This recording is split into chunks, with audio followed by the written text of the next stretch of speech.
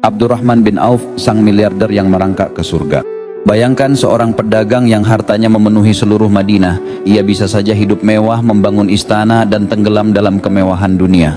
Tapi justru, ia takut hartanya menjadi rantai yang membelenggu langkahnya menuju surga.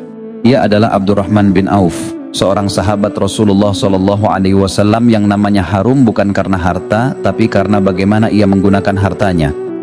Dan hari ini kita akan menyelami kisah beliau, bagaimana seorang miliarder dunia justru memilih merangkak menuju ridha Allah Subhanahu wa Ta'ala.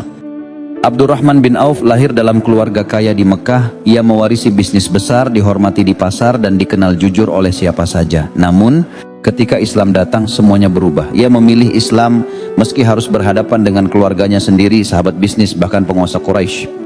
Ketika hijrah ke Madinah, ia tak membawa apa-apa, semua harta ditinggalkan. Sa'ad bin Rabi' bahkan menawarkan setengah hartanya kepadanya.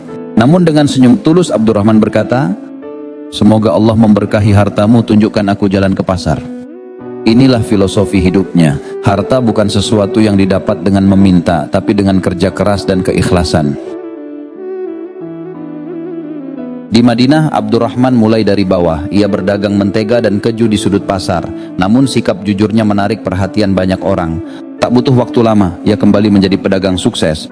Tapi kini berbeda, hatinya tidak lagi melekat pada dunia. Baginya, harta hanyalah titipan yang kelak harus diminta pertanggungjawabannya di hadapan Allah. Setiap pagi ia mengawali hari dengan sholat duha, memohon agar Allah memberkahi usahanya dan meniatkan semua keuntungan untuk perjuangan Islam. Ketika seruan jihad dikumandangkan, Abdurrahman selalu di barisan pertama. Dalam perang Tabuk, Rasulullah SAW mengajak kaum muslimin berinfak. Abdurrahman bangkit menyerahkan 200 uqyah emas. Rasulullah tersenyum melihat ketulusannya. Para sahabat pun kagum. Namun Abdurrahman berkata pelan, "Wahai Rasulullah, aku masih menyisakan sedikit untuk keluargaku."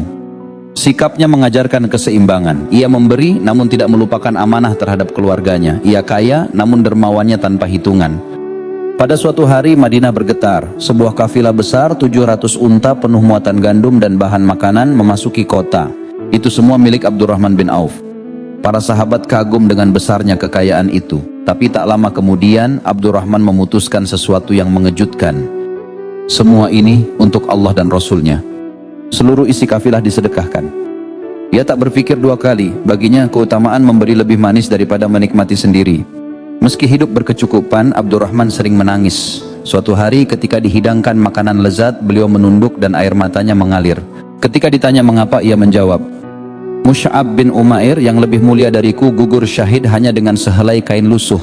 Sedang aku khawatir nikmat ini adalah balasan Allah yang disegerakan."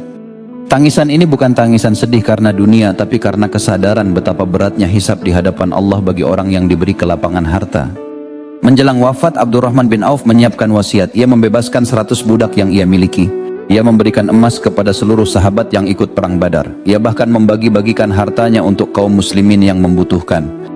Namun meski begitu banyak hartanya yang telah diberikan, jumlah warisannya tetap tidak habis. Dunia seperti tunduk di tangannya, namun ia tak pernah membiarkannya meracuni hatinya. Rasulullah SAW pernah bersabda, "Abdurrahman bin Auf akan masuk surga merangkak. Bukan karena dosanya, namun karena beratnya hisab atas hartanya." Ia tahu setiap dinar yang ia miliki akan dimintai pertanggungjawaban, dan beliau tidak menganggap remeh hal itu.